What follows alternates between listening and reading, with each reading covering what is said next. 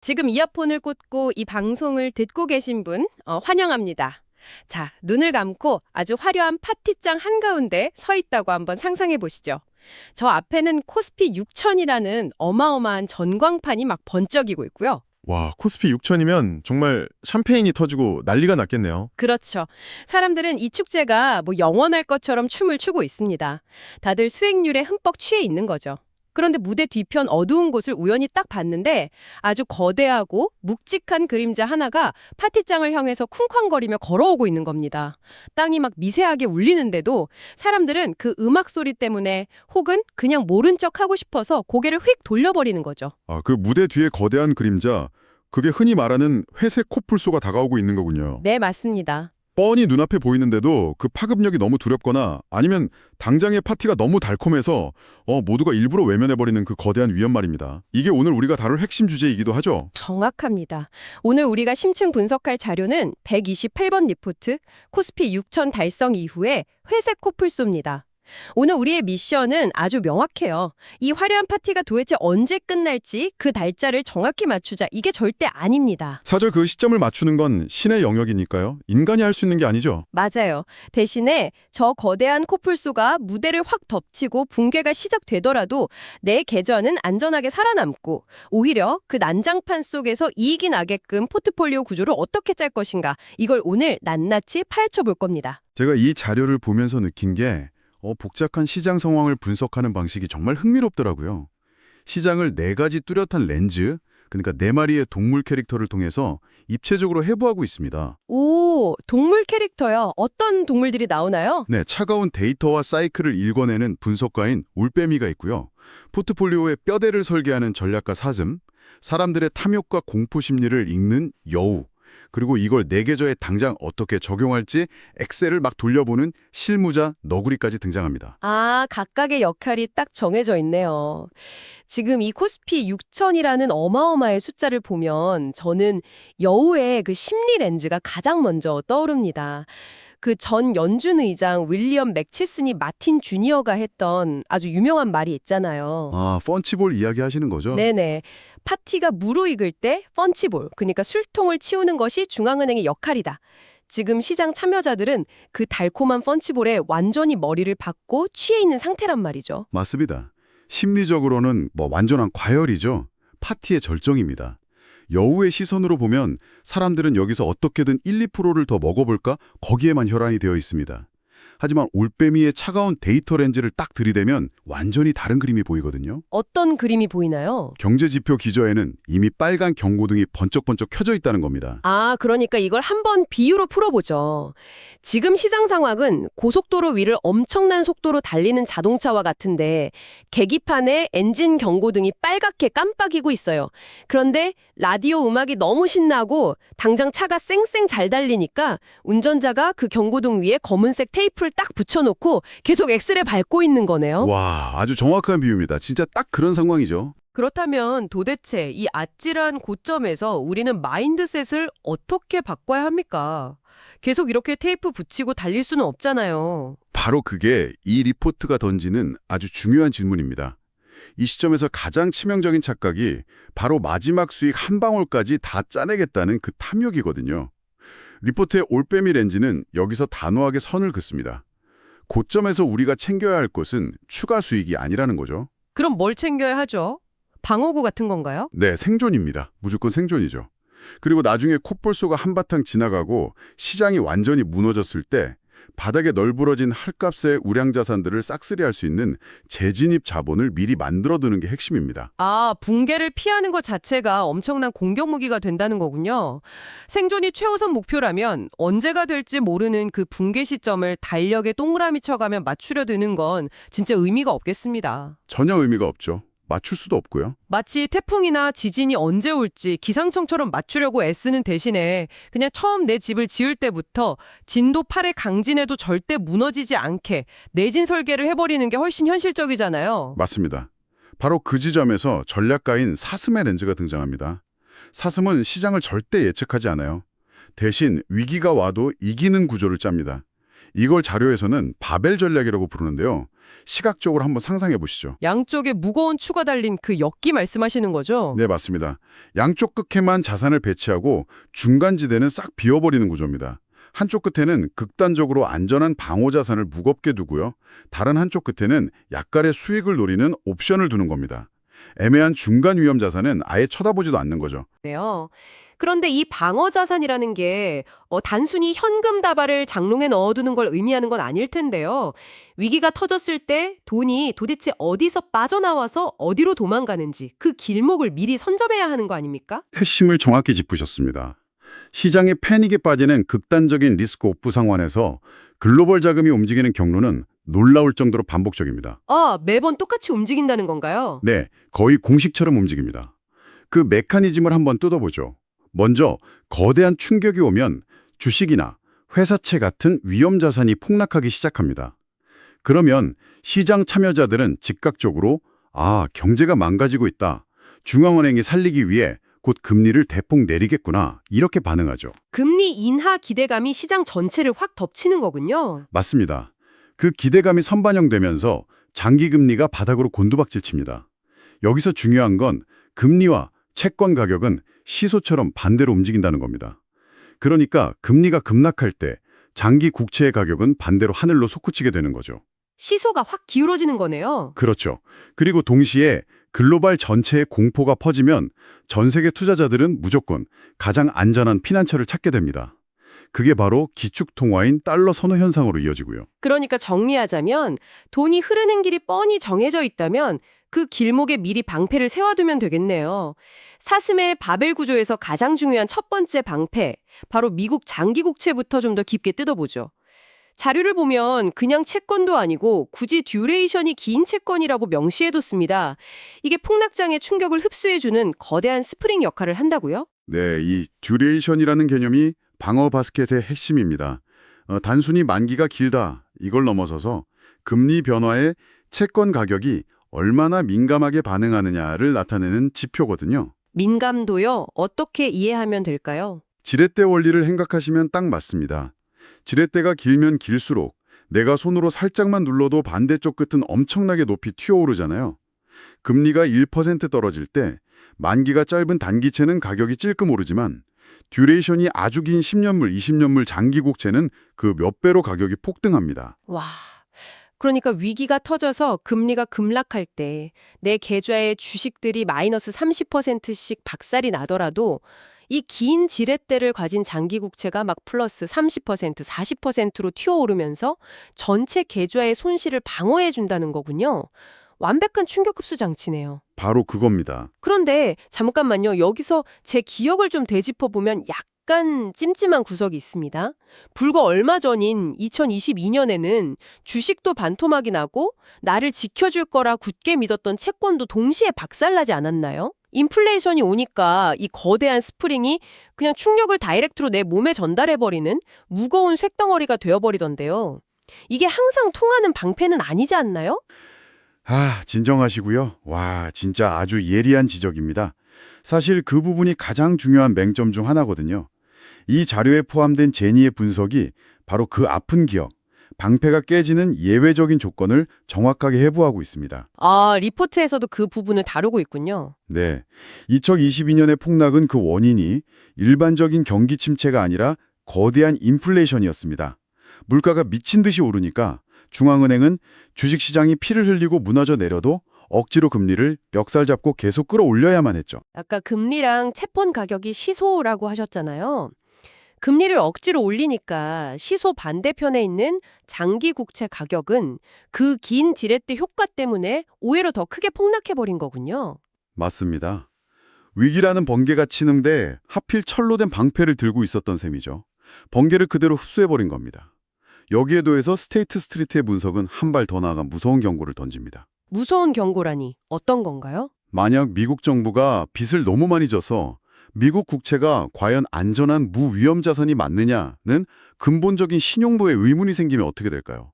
위기가 와도 사람들이 예전처럼 미국 채권을 사지 않게 되면 이 듀레이션 방어 효과 자체가 아예 무용지물이 될 수 있다는 겁니다. 와, 방패의 재질이 언제 약해지는지 명확히 알고 있어야 한다는 거네요.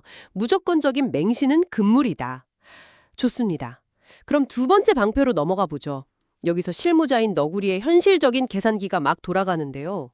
한국에 있는 투자자들은 이 회색 코뿔소가 들이닥치면 남들보다 훨씬 뼈아픈 이중 충격을 받는다고요? 네, 이건 원화를 쓰는 신흥국 기반 투자자가 피할 수 없는 숙명 같은 겁니다. 거대한 위기가 오면 우리가 가진 주식이나 부동산 같은 자산 가치가 폭락하는 1차 충격이 옵니다. 보통 미국 투자자들은 여기서 끝나죠. 그런데 한국 투자자는 여기서 끝이 아닙니다. 2차 충격이 기다리고 있다는 거죠? 네, 글로벌 자본들이 한국 위험하다, 당장 돈 빼서 안전한 미국으로 가자 하면서 원화를 마구 팔고 달러를 사버립니다. 그러면 원화 가치가 폭락하는 2차 충격이 오는 거죠. 자산 가격 자체도 반토막이 났는데 그 자산을 표시하는 화폐의 가치마저 허공으로 증발해버리는 겁니다. 옥수같이 비가 쏟아지는데 쓰고 있던 원화 우산이 쫙 찢어지는 동시에 바닥에서는 흙탕물까지 차오르는 꼴이군요.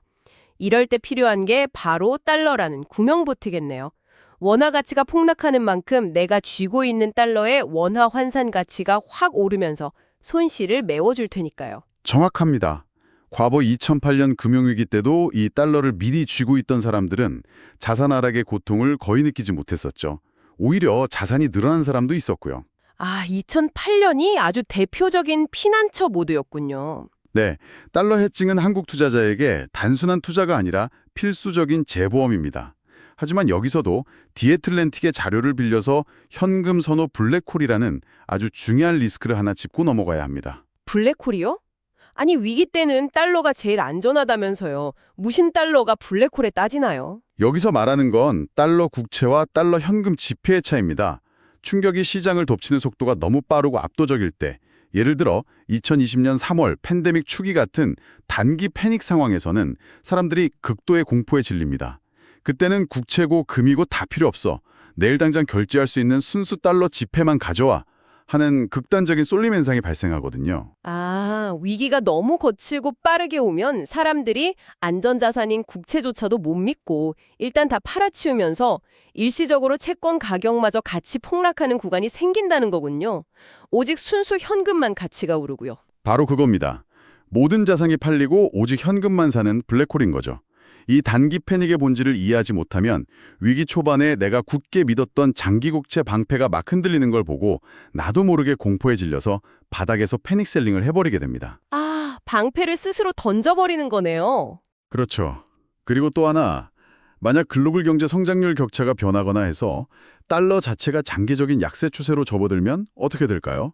이럴 때는 달러 구명보트에 바람이 서서히 빠져버리는 효과가 나기 때문에 환해지 효과 자체가 줄어들 수 있다는 리스크도 반드시 함께 짚고 넘어가야 합니다. 하, 세상에 진짜 완벽하고 영원한 무기란 없군요. 장기국채든 달러든 그 이면에 어떤 한계가 있는지 정확히 메커니즘을 꿰뚫고 있어야만 진짜 위기 때 써먹을 수 있겠습니다. 자, 그럼 뼈대도 세웠고 두 방패의 특성도 알았으니 이제 내 계좌를 어떻게 굴려야 하는지 실무적인 세팅을 해보죠. 너구리의 실행 체크리스트를 열어볼 차례입니다. 네, 계좌의 세팅은 아주 명확하고 직관적입니다. 방어의 2대 축, 즉 코어 자산으로 장기국채와 달러를 무겁게 배치합니다. 그리고 혹시 모를 인플레이션이나 아까 말한 단기 충격을 방어하기 위한 옵션으로 현금성 자산과 금을 선택적으로 추구하는 바스켓을 짜는 거죠. 네네. 하지만 사실 이 구조를 짜는 것보다 100배 더 중요한 게 있습니다. 바로 이 바스켓을 굴리는 규칙입니다. 인간의 감정이 단 1%도 개입할 수 없는 이른바 자동조정 다이얼 같은 리밸런싱 룰을 세팅해야 합니다. 자동 조종이라면 내 의지나 기분과 상관없이 기계적으로 계좌를 샀다 팔았다 하면서 리밸런싱을 한다는 뜻인가요? 맞습니다. 감정이 끼어들면 무조건 망하거든요. 크게 3가지 룰이 고정되어 있습니다. 첫째, 분기마다 1회씩 내 원래 목표 비중에서 5% 이상 벗어난 자산들을 기계적으로 사고 팔아서 원래 비율로 되돌려 놓습니다. 많이 오른 건 팔고 떨어진 건 사는 거네요. 그렇죠. 둘째, 시장에 과열 신호가 막 누적되면 아, 주식 더 사고 싶다 하는 그 인간적인 욕망을 꾹 억누르고 방어 자산의 비중을 단계적으로 늘립니다. 그리고 셋째, 마침내 코뿔소가 그리 받아서 주식시장이 와장창 박살나면 그동안 가격이 폭등한 장기국채와 달러 방패에서 과감하게 수익을 실현합니다. 그리고 그 돈을 헐값이 된 우량 주식을 쓸어 담는 재진입 자본으로 곧바로 전환하는 겁니다. 와, 듣기만 해도 감정이 들어갈 템이 진짜 1도 없네요. 시장이 콩락해서 세상이 끝날 것처럼 뉴스에서 매일 떠들어댈 때 솔직히 인간의 맨정신으로는 절대 피 흘리는 주식을 살 수가 없죠. 그러니까 아예 처음부터 숫자로 규칙을 딱 정해놓고 기계처럼 방패를 팔아서 주식을 사라는 거군요. 네, 여우의 심리, 즉 탐욕과 공포라는 인간의 본성을 통제하기 위한 거의 유일한 방법입니다. 공포가 극에 달했을 때 매수 버튼을 누를 수 있는 건 사전에 정해둔 차가운 규칙뿐이니까요. 그런데요, 여기서 제가 꼭 짚고 넘어가야 할 치명적인 함정이 하나 있습니다. 이런 심층 분석을 듣고 나면 꼭 이렇게 응용하시는 분들이 생기거든요. 오케이, 장기국채랑 달러가 폭락장에서 무조건 오르는 완벽한 방패라고. 그럼 그냥 1배수 방패만 들지 말고 여기다가 3대짜리 레버리지를 팍팍 걸어서 폭락할 때 아예 대박 수익을 내버리면 안 되나? 극단적인 안전을 추구하다가 결국 그 안전장치에까지 탐욕이 스물스물 침투하는 거죠. 그 부분은 리포트에서 실무자 너구리가 정말 핏대를 세워가며 가장 강력하게 경고하는 사항입니다. 절대로 방어 방패에 레버리지를 쓰면 안 됩니다. 소스 자료에도 아주 경시가 되어 있어요. 레버리지를 얻는 순간 그건 더 이상 나를 지키는 방패가 아니라 내 심장을 겨누는 날카로운 칼로 돌변합니다. 아니, 방어자산인데 왜 칼이 됩니까? 메커니즘이 어떻게 되길래요? 우리가 마진콜이라고 부르는 강제 청산 메커니즘 때문입니다. 시장은 위기가 올 때 우리가 상상하는 것처럼 일직선으로 아름답게 움직이지 않거든요. 아까 말씀드린 2020년 3월의 현금 블랙홀 현상 기억하시죠? 네, 채권도 다 같이 떨어졌던 그 패닉이요. 맞습니다. 위기 초반에는 달러 국채마저 일시적으로 가격이 훅 급락하는 엄청난 변동성이 발생할 수 있습니다. 레버리지를 썼다는 건 결국 증권사에서 돈을 빌렸다는 뜻이잖아요. 그렇죠. 빚이죠. 내 방어 자산이 본격적으로 제 역할을 하기도 전에 일시적으로 가격이 훅 떨어지면 증권사는 가차없이 내 계좌의 자산을 강제로 팔아버립니다. 위기를 방어하기도 전에 내 계좌 자체가 먼저 흔적도 없이 청산되어서 증발해버리는 겁니다. 아, 방패가 너무 무거워서 그걸 제대로 들어 올리기도 전에 내 팔이 먼저 부러져 버리는 꼴이네요. 아주 정확한 비유입니다. 그래서 포트폴리오를 운영할 때는 이 레버리지 금지 원칙과 함께 5가지 핵심 리스크를 항상 체크리스트로 확인해야 합니다. 어떤 것들이 있죠? 물가가 다시 튀어오르는 인플레이션 재발, 정부가 빚을 너무 많이 내서 생기는 재정문 수급 충격, 달러의 장기 악세 전환, 순수 현금만 찾는 극단적 유동성 경색, 그리고 방금 엄청 강조해드린 레버리지 금지, 이렇게 5가지입니다. 이 체크리스트가 무사해야만 우리의 방어 바스켓이 실전에서 완벽하게 작동할 수 있습니다.